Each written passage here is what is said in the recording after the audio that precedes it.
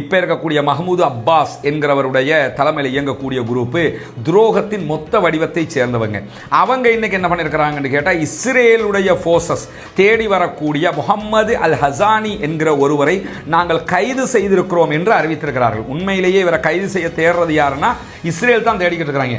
இஸ்ரேலால் தேடப்படுகிற பாலஸ்தீன விடுதலை போராட்ட அமைப்பை சேர்ந்த ஒருவரை நாங்கள் கைது செய்திருக்கிறோம் என்று சொல்லி இன்றைக்கு அறிவித்திருக்கிறார்கள். அவர் இஸ்ரேலிடத்தில் கையளிக்கப்படுவார். ஏன்னா இஸ்ரேலுக்காக ஒர்க் பண்ணக்கூடிய ஒரு அடிமை குரூப்புங்கிறது நமக்கு தெரியும். இந்த துரோகத்தை அவர்கள் செய்திருக்கக்கூடிய நேரத்தில் தான் நெத்தன்யாகு போராராக இருந்தா அந்த இடம் எவ்வளவு பாதுகாப்பானது என்று அவங்க நினைச்சிருப்பாங்க. நம்ம ஃபோர்ஸஸ் தான் இருக்கிறாங்க, முழுக்க நம்ம கண்ட்ரோலில் இருக்குது அப்படின்னு நினைச்சுக்கிட்டு இருந்தாங்க. அந்த இடத்துல தான் வந்து அட்டாக் பண்ணியிருக்கிறாங்க. எனவே அவர்கள் எதை பாதுகாப்பு என்று நினைக்கிறார்களோ அந்த இடம் பாதுகாப்பு அற்றது அப்படின்னு சொல்லி இன்றைக்கு இஸ்ரேலுடைய பத்திரிகைகள்லாம் கிழிச்சு நாரா தொங்க விட்டு.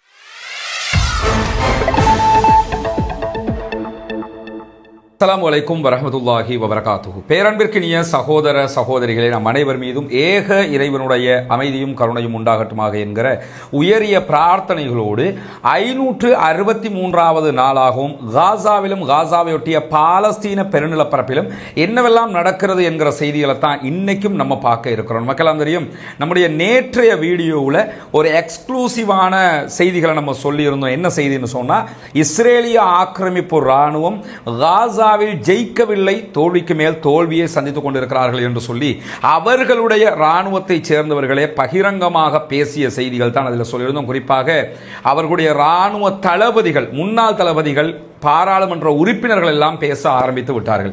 அதே நேரத்தில் இன்றைக்கும் இஸ்ரேலுக்குள்ள இஸ்ரேலிய பிரதமர் பெஞ்சமின் நெத்தன்யாகு இன்னைக்கு கோர்ட்ஸ்ல அவருடைய ஊழல் வழக்குக்கு ஆஜராகி இருந்தார். ஆஜராகிற போது கோர்ட்ஸுக்கு வெளியில ஆயிரக்கணக்கான மக்கள் திரண்டு ஆர்ப்பாட்டங்களை நடத்தினார்கள். நாடு முழுவதும் ஆர்ப்பாட்டங்கள் நடத்தப்படுகிறது. எதிர்க்கட்சிகள் தனியாக ஆர்ப்பாட்டங்களை நடத்தி கொண்டிருக்கிறார்கள். இப்படி தொடர்ந்து இஸ்ரேலுடைய அரசியல் சூடுபிடித்துக் கொண்டிருக்கக்கூடிய நேரத்தில் காசாவில் இஸ்ரேல் நடத்தி வரக்கூடிய தாக்குதல்களில் கடந்த 24 மணி நேரத்துக்குள்ளாக 39 அப்பாவிகள் கொல்லப்பட்டிருக்கிறார்கள், ஷஹீதாகி இருக்கிறார்கள். 62 பேர் இதுவரைக்கும் படுகாயம் அடைந்திருக்கிறார்கள் என்கிற செய்திகள் வெளியாகி இருக்கிறது. இந்த நிலையில் நேற்றைய தினம் நம்ம வெளியிட்ட செய்தியில இஸ்ரேல் போர்சஸ் தான் சரணடையணும் என்று சொல்லி இஸ்ரேலிய தலைவர்களே சொல்லக்கூடிய செய்திகளை சொல்லி இருந்தோம். அந்த செய்தி ஒருபுறம் இருக்க, இன்றைய தினம் WHO வேர்ல்ட் ஹெல்த் ஆர்கனைசேஷனால அமெரிக்காவினுடைய இஸ்ரேலுக்கான தூதுவருக்கு தொடர்பு கொண்டு உடனடியாக இந்த யுத்தத்தை நிறுத்துவதற்கு முயற்சி பண்ணுங்கள் என்று கோரிக்கை விடுக்கப்பட்ட நேரத்தில் யுத்தம் நிறுத்தப்பட வேண்டிய அவசியம் இல்லை, பாலஸ்தீன விடுதலை அமைப்பு தான் சரணடைய வேண்டும் என்று அமெரிக்கா சொன்னதான ஒரு செய்தியும் வெளியாகி இருக்கிறது. இந்த செய்திகள் எல்லாம் அப்படி ஒரு புறமாக வைத்துக்கொண்டு இன்றைக்கு ஒரு முக்கியமான சம்பவம் மேலதிகமாக நடந்திருக்கிறது.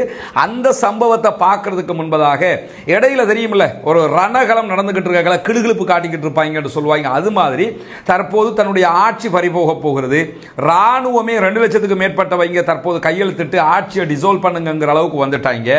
அதனால யுத்தத்துக்கு நாங்கள் போக மாட்டோம்னு ராணுவத்தில் பல பேரும் தற்போது கருத்து சொல்லிக் கொண்டிருக்கக்கூடிய நேரத்தில் இன்றைக்கு இஸ்ரேலிய பிரதமர் பெஞ்சமின் நெத்தன்யாகு தன்னுடைய அமைச்சரவையை கூட்டி பேசினார்.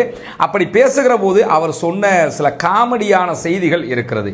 அதில் அவர் மிக முக்கியமாக சொன்னது என்னன்னு சொன்னா, இஸ்ரேல் ஒருபோதும் உள்நாட்டு யுத்தத்தை சந்திக்காது அப்படிங்கிறார். ஏன்னா இஸ்ரேலுக்குள்ள தற்போது ஆர்ப்பாட்டங்கள், போராட்டங்கள் உச்சம் தொட்டு கொண்டிருக்கிறது. ராணுவமே நாங்கள் யுத்தத்திற்கு செல்ல முடியாது என்கிற செய்திகளை சொல்லிக் கொண்டிருக்கக்கூடிய இந்த நேரத்தில் உள்நாட்டு வார் ஒன்று உருவாகி விடுமோ என்கிற பிரச்சனைகளும் அங்கே உருவாகி கொண்டிருக்கிறது. உள்நாட்டுக்குள்ள ஏதாவது சண்டை ஏற்பட்டுரும், ராணுவம் ஆயுதத்தை எடுத்து ராணுவமும் மோதிக்கொள்ளும் என்கிற மாதிரியான பயங்கரமான நிலைகள் தோற்றம் பெற்றுக் கொண்டிருக்கக்கூடிய நேரத்தில் அவர் என்ன சொல்றாருன்னா, இப்படியான ஒரு நிலையை இஸ்ரேலுக்குள்ள உண்டாக விடமாட்டேன், இது ஒரு மறுமலர்ச்சிக்கான யுத்தமாக இருக்கிறது, வரலாற்று யுத்தமாக இருக்கிறதுங்கிறார். உண்மையிலே இது ஒரு வரலாற்று யுத்தம் தான். உலகத்திலேயே ஆகச் சிறியதொரு ராணுவம், தனக்கு நாடே இல்லை என்று உலகமே சொல்லிக் கொண்டிருக்கிறது. பாலஸ்தீனம் என்கிற ஒரு நாட்டை ஐநா இதுவரைக்கும் அங்கீகரிக்கவே இல்லை. இந்த மாதிரியான நேரத்தில் உலகத்தில் நம்பர் 1 ராணுவம்னு தங்களை சொல்லிக் கொண்டிருக்கக்கூடிய ஒரு குரூப் ஒரு சிறிய ராணுவத்தினத்தில் தோல்வி அடைந்து கொண்டிருக்கிறதுனா அது வரலாற்று யுத்தமா இல்லையா? அவர் என்ன நினைச்சுக்கிட்டு சொல்றாருன்னா, நான் எப்படி யுத்தம் பண்றேன்னு தெரியுமா அப்படின்னு நினைச்சுக்கிட்டு சொல்றாரு. உண்மையிலேயே இது ஒரு வரலாற்று நிகழ்வு தான். காரணம் என்னன்னா, ஒரு சிறிய இராணுவத்திடத்தில் பட்டு பயங்கரமாக இவர்கள் தோல்வி அடைந்து கொண்டிருக்கிறார்கள். இந்த நேரத்தில் தான் இன்னைக்கும் திருப்பி அந்த வீராப்பு வசனம் பேசுறது தெரியுமில்ல, சொல்லுவாங்க அந்த அணைய போற மெழுகுவர்த்தி ரொம்ப பிரகாசமாக எரியும்ங்கிற மாதிரி இன்னைக்கு வந்து என்ன சொல்றாருன்னா, காசாவுல பாலஸ்தீன விடுதலை அமைப்பை தோற்கடிப்போம் அப்படிங்கிறாரு. அப்ப இதுவரைக்கும் நீங்க ஒரு தலைமுடியையும் புடுங்கல, இதுவரைக்கும் அங்க ஒன்றும் கிளிக்கலங்கிறது தெரியுது. காசாவுல நாங்க வந்து பாலஸ்தீன விடுதலை அமைப்பை தோற்கடிப்போம், கடத்தப்பட்டிருக்கக்கூடிய எங்களுடைய பணைய கைதிகளையும் எங்களுடைய இராணுவத்தை சேர்ந்தவர்களையும் மீட்டு கொண்டு வருவோம், எங்களுடைய அனைத்து இலக்குகளையும் நாங்கள் அடைவோம் அப்படின்னு சொல்லியிருக்கிறார். இதை சொல்லிக்கிட்டு தான் காசாவுக்குள்ள போனாங்க. பாலஸ்தீன விடுதலை அமைப்பை அழிப்போம்னாங்க, அழிச்சு முடியல, நாங்க தான் தோத்துக்கிட்டு இருக்கிறோம்னு அவங்கள ஆக்களை இப்ப சொல்ல ஆரம்பிச்சிட்டாங்க. அதே மாதிரி பணைய கைதிகளை மீட்டு கொண்டு வருவோம்னு சொன்னாங்க, இதுவரைக்கும் அதையும் செய்யல. அவங்களா சமாதானத்தில் விடுவிச்சதை தவிர இவங்க ஒன்றும் பண்ண முடியலைங்கிறது நமக்கெல்லாம் தெரியும். அதனால அனைத்து இலக்குகளையும் அடைவோம்ங்கிறாங்க, ஒரு இலக்க கூட அடையலைங்கிறதும் வெளிப்படையாக தெரிந்த ஒரு விவகாரமாக மாறி இருக்கக்கூடிய நேரத்தில் எதிரியை தோற்கடிப்பதற்காகத்தான் நாங்கள் பாரிய தாக்குதல்களை எல்லாம் நடத்தி கொண்டிருக்கிறோம் அப்படின்னு சொல்லி இன்றைக்கு பெஞ்சமின் நெத்தன்யாகு என்ன சொல்றாருன்னா, தன்னுடைய அமைச்சரவையில் பேசிக்கிட்டு இருக்கிறார். எதிரியை தோற்கடிச்சாங்களா இல்லையாங்கிறத இப்ப அவர்களுடைய ஆட்களே அவர்களுடைய வாயால கிண்டல் அடிக்கக்கூடிய ஒரு நிலை மாறி இருக்கிறது. மத்திய கிழக்கினுடைய முகத்தையே மாற்ற இருக்கிறோம் அப்படிங்கிறாரு. அது வேணும்னா அந்த சிரியாவில் சில பகுதிகளை பிடிச்சிருக்கிறாங்க, அந்த அடிப்படையில் ஒரு சின்ன சேஞ்ச் நடக்க வாய்ப்பு இருக்கு. ஏன்னா சிரியாக்காரன் அவன் விட்டுக்கிட்டு சும்மா இருக்கிறதுனால. ஆனா காசாவில் அந்த மத்திய கிழக்கை மாற்றுகிற நிலை வந்து இதுவரைக்கும் நடக்காது. ஏன்னா இந்த நிமிஷம் வரைக்கும் பாலஸ்தீன விடுதலை அமைப்பை ஸ்ட்ராங்காக பிடித்துக் கொண்டிருக்கிறாங்கிறது நமக்கு தெரியும். அது சும்மா ஒரு எடுப்புக்கு என்ன பண்றாருன்னா, நாங்க மத்திய கிழக்கினுடைய முகத்தையே ஃபேஸையே மாற்றி காட்டுவோம் பார்த்துக்க அப்படின்னு சொல்லிட்டு சொல்றாங்க. ஹூத்திகள் யாஃபாவை வந்து தாக்குவோம், இஸ்ரேலை அழிப்போம் அப்படின்லாம் சொல்லிக்கிட்டு இருந்தாங்க. ஆனால் இதுவரைக்கும் அவங்களால இஸ்ரேலை அழிக்க முடியலை அப்படின்னு சொல்லி ஒரு வீராப்பு பேசியிருக்கிறாரு. ஹூத்திகள் எந்த மாதிரி அடிக்கிறாங்க, என்ன அடி விழுகுதுங்கிறதெல்லாம் நம்ம தொடர்ந்து பார்த்துக்கிட்டு தான் இருக்கிறோம். நம்மளை விட இஸ்ரேல் மக்கள் தெளிவாக பார்த்துக்கிட்டு இருக்கிறாங்க. இந்த நிலையில தான் அவர் இந்த வீராப்பு செய்திகளை பேசியிருக்கக்கூடிய நேரத்தில் என்ன நடந்திருக்க ஒரு முக்கியமான சம்பவம் இருக்கிறது.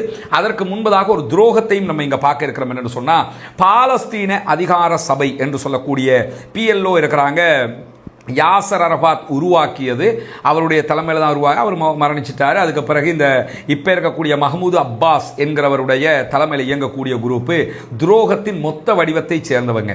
அவங்க இன்னைக்கு என்ன பண்ணியிருக்கிறாங்கன்னு கேட்டால், இஸ்ரேலுடைய ஃபோர்ஸஸ் தேடி வரக்கூடிய முகம்மது அல் ஹசானி என்கிற ஒருவரை நாங்கள் கைது செய்திருக்கிறோம் என்று அறிவித்திருக்கிறார்கள். உண்மையிலேயே இவரை கைது செய்ய தேடுறது யாருன்னா இஸ்ரேல் தான் தேடிக்கிட்டு இருக்கிறாங்க.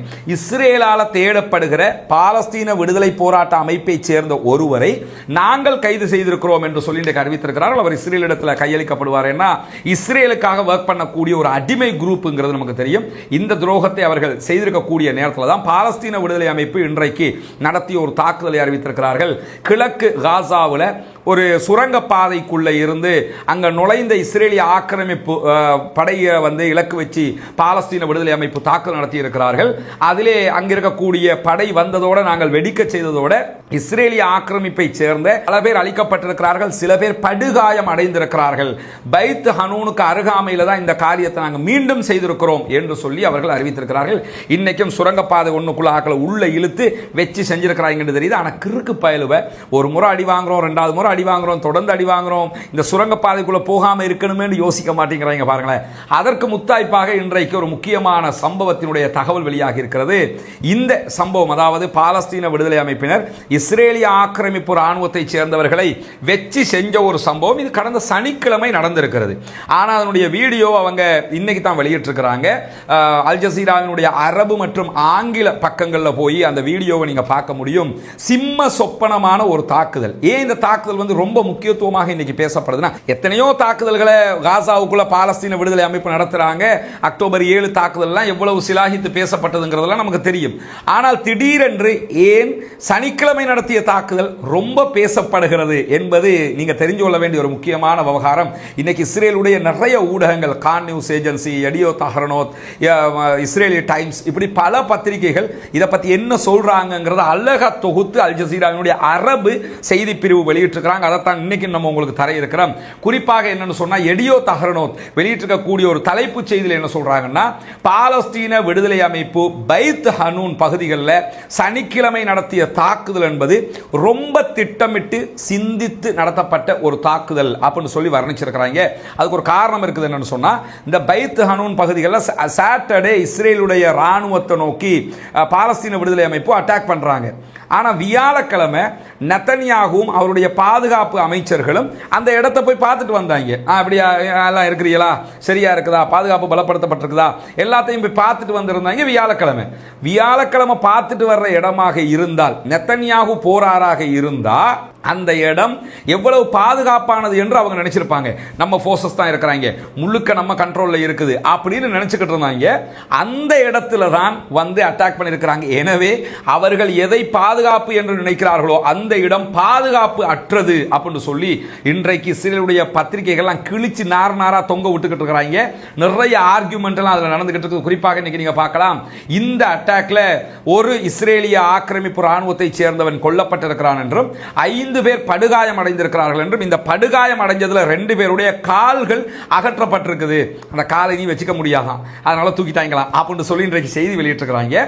இது தாக்குதலை பார்த்தா ஒருத்தர் தான் கொல்லப்பட்டிருக்கிறாரு, 5 பேர் படுகாயம் அடைஞ்சிருக்கிறாங்கிறதோட நிக்குது. ஆனா இதை ஏன் இஸ்ரேலிய பத்திரிகைகள் அவ்வளவு சிலாகிச்சு பேசுறாங்கன்னா, பாலஸ்தீன விடுதலை அமைப்பு அழிச்சிட்டோம்ங்கிறாங்க, யுத்தம் முடிவுக்கு வர போகுதுங்கிறாங்க, அதை பண்ணிட்டோம் இதை பண்ணிட்டோம் முழுவதும் பாய்தாம் சொல்றாங்க. ஆனா இப்படி ஒரு அட்டாக் பண்றாங்க. அதுவும் நம்ம பிரைம் மினிஸ்டர் போய் எது ரொம்ப சேஃப்டியா இருக்குதுன்னு சொல்லிட்டு வந்தாரோ அந்த ஏரியாவில் அட்டாக் பண்ணிருக்கிறாங்கிறாங்க. அந்த ஏரியாவில் இருந்த ஒரு சுரங்கப்பாதை இவங்களுக்கே தெரியல, அந்த சுரங்கப்பாதையால தான் வெளியே வர்றாங்க. அந்த வீடியோவை பார்க்கும்போது தெரியும், சுரங்கப்பாதையால வெளியே வர்றாங்க. காடு வளர்ந்த மாதிரி புத்தரையாக இருக்கிறது. முன்னாடி இஸ்ரேலுடைய 2 வெஹிக்கிள் போகுது. அந்த வெஹிக்கிள் அட்டாக் பண்ணித்தான் இவங்களுடைய தாக்குதல் நடத்தப்படுகிறது. ஆனா இதுல என்ன விஷயம் சொன்னா, அதிர்ஷ்டம் என்று சொல்லி இஸ்ரேலிய ஊடகங்கள் ஒரு செய்தியை சொல்றாங்க. இட்சாக் ஜொராட்ஸ் என்கிற ஹான் நியூஸ் ஏஜென்சியினுடைய பத்திரிகையாளர் சொல்லும்போது, பாலஸ்தீன விடுதலை அமைப்பு வெளியிட்ட இந்த சம்பவத்தினுடைய காட்சிகள் ரொம்ப கடுமையானது, பாதுகாப்பு தோல்வியின் உச்சத்தை இது காட்டுகிறது, இஸ்ரேலுக்கு எந்த பாதுகாப்பும் இல்லை அப்படின்னு சொல்றாரு. சொல்லிவிட்டு இந்த ராணுவ பகுதி, இந்த தாக்குதல் நடத்தப்பட்ட பகுதியில் காயமடைந்த பெண் ராணுவத்தை சேர்ந்த ஒருவரை பாலஸ்தீன விடுதலை அமைப்பு விட்டுட்டு போயிட்டாங்க, அது பெரிய அதிர்ஷ்டம் அப்படிங்கிறாங்க. ஏன் விட்டுட்டு போனாங்கன்னு தெரியல, திட்டமிட்டு விட்டுட்டு போனாங்களா, கூட்டிட்டு போய் பலனில் விட்டுட்டு போனாங்களா, அந்த சுரங்கப்பாதை ரொம்ப இடைவெளி சின்னதாக இருக்கும், காயமடைஞ்சிருக்கிறதுனால அவளை கூட்டிக்கிட்டு போக முடியாது என்கிற அந்த மார்க்க வரம்புகள் எல்லாம் யோசிச்சு விட்டுட்டு போனாங்களான்னு தெரியல. ஆனா விட்டுட்டு போயிருக்காங்க. விட்டுட்டு போனதை பத்தி பேசும்போது அந்த பத்திரிகையாளரை என்ன சொல்றாருன்னு சொன்னா, இது வந்து ரொம்ப அதிர்ஷ்டமான ஒரு விஷயம், பெரிய ஒரு பேரழிவில் முடிஞ்சிருக்கும், 5 பேர் காயமடைஞ்சிருக்கிறாங்க, அதுக்கு பிறகும் டைம் இருக்குது, அப்பவும் அவங்க விட்டுட்டு போயிருக்கிறாங்க. மற்றவங்க துணை ராணுவ படை சண்டைக்கு வந்துச்சு, அவங்களே அடிச்சு நொறுக்கி இருக்கிறாங்க. எனவே அவங்களோட தரப்புல எந்த மரணமும் ஏற்படல. நம்ம தரப்புல ஒருத்தர் செத்து போய் 5 பேர் படுகாயம் அடைஞ்சிருக்கிறாங்க. ஒரு பொம்பளை ராணுவத்தை சேர்ந்தவ படுகாயம் அடைஞ்சிருக்கிறா, லேசா அவளை தூக்கிட்டு போயிருக்கலாம், அவளையும் விட்டுட்டு போயிருக்கிறாங்கன்னா இது மாதிரியான ஒரு அதிர்ஷ்டம் நமக்கு எங்கேயுமே நடக்காதுன்னு சொல்லி இஸ்ரேலுடைய ஹான் நியூஸ் ஏஜென்சி சொல்றாங்க.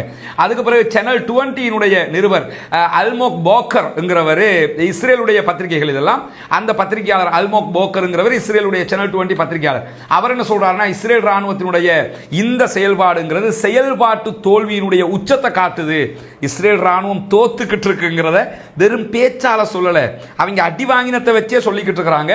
ராணுவத்துக்கு தெரிஞ்சிருக்குது ஒரு சுரங்கப்பாதை இருக்குதுன்னு சொல்லி, ஆனா கடுக்கெடுக்காம இருந்திருக்கிறாங்க போல, அதுக்குள்ள வந்து இவங்க அட்டாக் பண்ணிருக்கிறாங்கிறாங்க. தெரிஞ்சிருந்தாலும் சும்மா இருக்க மாட்டாங்க, தெரியாததுனால தான் உள்ள வந்து அடிச்சிருக்கிறாங்க. பால் அடைஞ்சதுன்னு சொல்லி கூட இவங்க விட்டுருக்கலாம், அந்த இடத்தால தான் வெளியே வந்து என்ன பண்றாங்கன்னு அட்டாக் பண்றாங்க.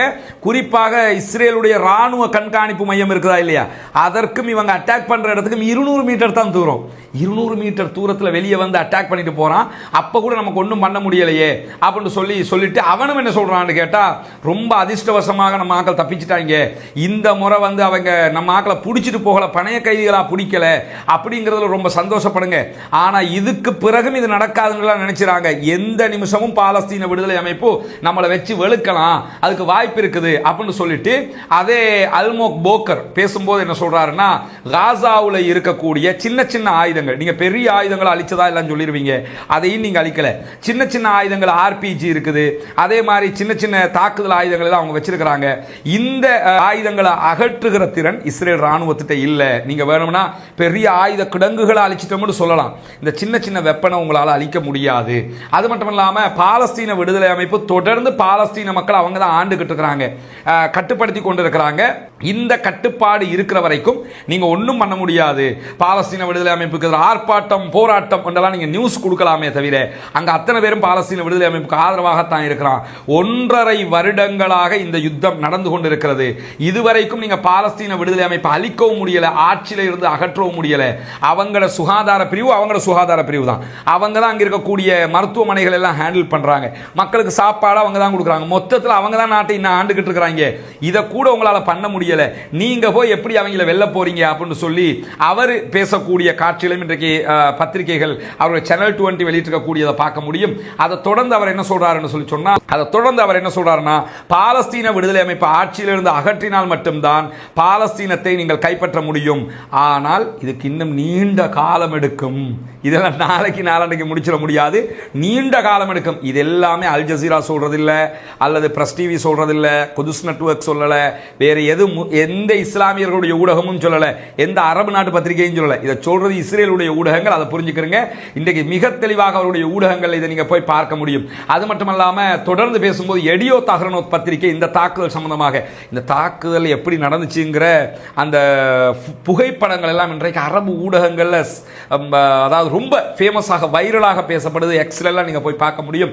ஒரு 5 பாலஸ்தீன விடுதலை அமைப்பை சேர்ந்தவர்கள் இஸ்ரேலிய ஆக்கிரமிப்பு ராணுவத்தினுடைய ஒரு வெஹிக்கிளை தட்டி தூக்கி அது கவுந்து போய் இருக்கும், அவங்க அதுல காயம்பட்ட யாரையும் எதுவுமே செய்யாம திரும்பி வர்ற மாதிரியான போட்டோக்கள் எல்லாம் ரொம்ப அதிகமாக பரவி கொண்டிருக்கிறது. இஸ்ரேலிய ஊடகங்கள்லயே இன்னைக்கு அதுதான் ஹைலைட்டாக இருக்கும்போது, இன்றைய தினம் எடியோ தஹ்ரனோத் என்ன சொல்றாங்கன்னு கேட்டா, இந்த தாக்குதல் என்பது ரொம்ப திட்டமிட்ட துல்லியமான தாக்குதல் என்று வர்ணித்துவிட்டு, இந்த பதுங்கி இருந்து தாக்குதல் நடத்திய இந்த திட்டத்தை ரொம்ப உச்சமாக நம்ம மதிப்பிட வேண்டி இருக்குது. சாதாரணமாக கடந்து போயிடாதீங்க. கண்காணிப்பு தளத்துக்கு பக்கத்தில் வந்து நமக்கு அடிச்சுட்டு போயிருக்கிறாங்க, இதுல ஒருத்தர் கொல்லப்பட்டிருக்கிறாரு, 5 பேர் காயமடைந்திருக்கிறாரு. ஆனா சம்பவ இடத்திலிருந்து பாலஸ்தீன விடுதலை அமைப்பு எந்த விதமான இழப்பும் இல்லாமல் தப்பியும் போயிருக்கிறாங்க. எனவே அவர்கள் ஜெயித்திருக்கிறார்கள் என்பது நமக்கு தெளிவாக தெரிகிறது என்று சொல்லிட்டு, பதுங்கி இருந்த பாலஸ்தீன விடுதலை அமைப்பினரை பொறுத்தவரையில் ஒரு வாகனத்தை தாக்கி இருக்கிறாங்க, இஸ்ரேல் ராணுவத்தினுடைய வீரர்களை காயப்படுத்தி இருக்கிறாங்க. அதே போன்று அவர்களை தாக்குவதற்காக வந்த இன்னொரு ஆதரவு படை அவங்களோட வார் பண்ணி இருக்கிறாங்க. பெரியோரு இழப்பை உண்டாக்கிட்டு அவங்களுக்கு எந்த இழப்பும் இல்லாமல் தப்பி போயிருக்கிறாங்கன்னா, 564வது நாளிலும் இதுவெல்லாம் நடக்கிறது என்று சொன்னால் கண்டிப்பாக நம்ம தோற்றுக்கொண்டிருக்கிறோம் என்று அவர்கள் இன்றைக்கு சொல்லி இருப்பது மட்டுமல்லாமல், இன்றைய தினம் இஸ்ரேலுடைய ராணுவத்துடைய மேஜர் ஜெனரல் ஒருவர் வெளியிட்டிருக்கக்கூடிய ஒரு கருத்தையும் அல் ஜசீரா அரபு பக்கம் மிக தெளிவாக வெளியிட்டிருக்கிறது. அதுலயும் அவங்க நேத்து எட்சாக் பிரிக் சொன்ன மாதிரி என்ன சொல்றாங்கன்னு சொன்னா, காசாவுல எந்த ஒரு சாதனையுமே நம்ம உண்டாக்கல, தோத்துக்கிட்டு இருக்கிறதா சாதனையை தவிர நம்ம ஜெயிக்கல அப்படின்னு சொல்லிட்டு, காசா பகுதிகளில் ராணுவம் வந்து ரொம்ப பெரிய சாதனைகள் எல்லாம் படைக்குதுன்னு நம்ம ஊடகங்கள் சிலது செய்தி சொல்லிக்கிட்டு இருக்கிறாங்க. இதுவெல்லாம் பச்சை போய் அது வேதனையான தோல்வியை சந்தித்துக் கொண்டிருக்கிறது அப்படின்னு இஸ்ரேல் ராணுவத்தினுடைய ரிசர்வ் படை தளபதி இன்னைக்கு சொல்றாரு. ஊடகம் என்ன சொல்றா, ஏய் ஜெயிச்சுக்கிட்டு இருக்கிறோம் அப்படிங்குது. ரிசர்வ் படை தளபதி என்ன சொல்றாருன்னா, இல்லடா நம்ம வேதனையா வாங்கிட்டு இருக்கிறோம்டா, அடிக்கு மேல் அடி வாங்கிட்டு இருக்கிறோம்டா, சும்மா கூவாதீங்கடா, உங்களுக்கு தெரியுது இல்லடா அப்படிங்கிறாங்க. நம்மாக்கள் முன்ன புரிஞ்சுக்கிறோம், பொதுமக்கள் அங்கே கொல்லப்படுகிறார்கள் என்பதற்காக பாலஸ்தீன விடுதலை அமைப்பு தோற்றுவிட்டது என்று அர்த்தம் அல்ல.